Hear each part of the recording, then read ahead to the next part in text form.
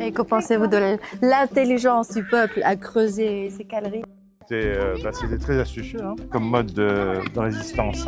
Aujourd'hui, ils ont élargi. À l'époque, ça devait être beaucoup plus étroit. À l'époque, ça devait être beaucoup plus étroit.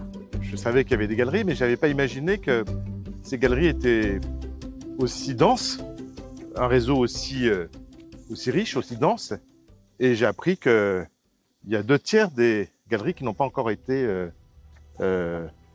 découvertes. Donc, ce qui fait que ici, il y a maintenant près de 80 ans, c'était un haut lieu de résistance, un haut lieu de la capacité d'un peuple à s'organiser pour résister. Je suis toujours très intéressé par la visite des galeries, parce que d'abord c'est une forme de défense classique. Dans tous les pays, dans tous les peuples, dans tous les temps, les hommes se sont cachés comme ça.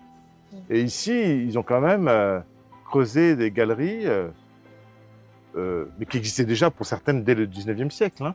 Donc voilà, donc c'est une forme de défense classique, très sophistiquée, très dense, très riche. Et voilà, j'ai découvert à la fois un village, je connaissais les villes, enfin certaines du moins, depuis mon arrivée il y a quelques jours. Évidemment, les deux plus grandes, Beijing et Nanjing, qui étaient deux capitales en réalité. Nanjing était ancienne capitale. Ancienne pendant des siècles, et puis la nouvelle capitale. Donc, me voilà plongé dans un village de 700 habitants, je crois. Eh bien, il y a une vraie vitalité, il y a un vrai bonheur de vivre dans ce village, une nature exceptionnelle, magnifiquement conservée. Et puis, j'étais beaucoup intéressé par cette histoire des séquoias, cloche qui résonne, qui prévient. Donc tout ça, c'est une solidarité humaine face à l'agression et comment une solidarité humaine s'organise pour résister. Et je pense qu'un jour, on pourra faire des études comparées entre les résistances européennes et les résistances chinoises, les points communs et les points différents. Et je pense que ce qui est parmi les points communs, c'est l'esprit de solidarité.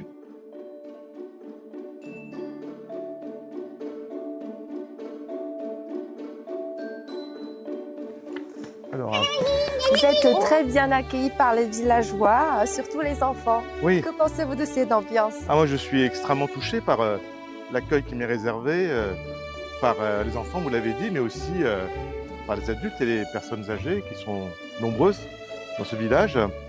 Je suis touché par cet accueil chaleureux. Donc, c'est voilà, beaucoup de fierté, j'ai vu. Et les enfants sont très gentils. Ils m'ont apporté... j'ai visité les galeries. Alors, à chaque fois que je sortais des galeries, ils m'ont apporté des fleurs. C'était très touchant. Je ne suis pas surpris. Le peuple chinois sait accueillir. Il sait accueillir merveilleusement bien.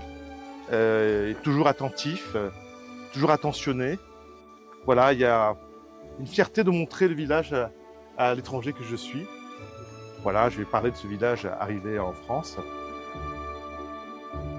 Ce village de 700 habitants s'inscrit dans la grande histoire.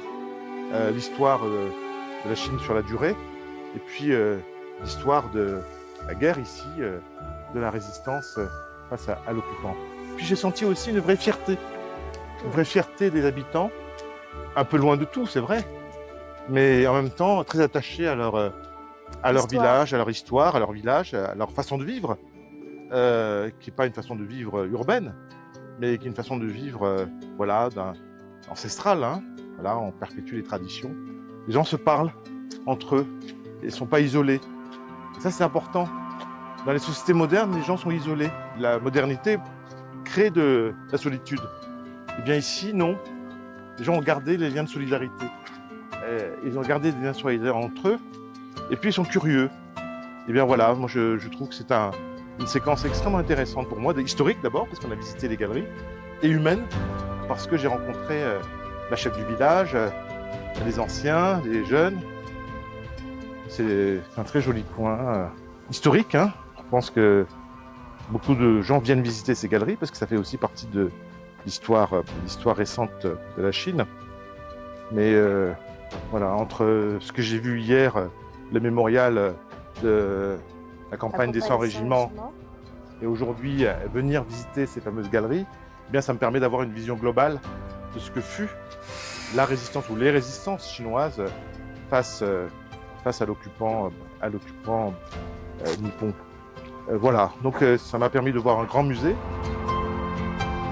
L'histoire, c'est ça. L'histoire, c'est un moment de transmission. J'ai vu, pendant ce séjour qui se termine, aussi bien à Nanjing, à Beijing, un peuple attaché à son histoire, parce que ce peuple sait que s'il n'y a pas de transmission de cette histoire, il n'y a pas d'avenir. Puisque le peuple chinois est tourné vers l'avenir, eh bien, il s'intéresse à son histoire, et surtout il la transmet de génération en génération. Le peuple chinois ne perdra pas sa mémoire et restera attaché à son histoire.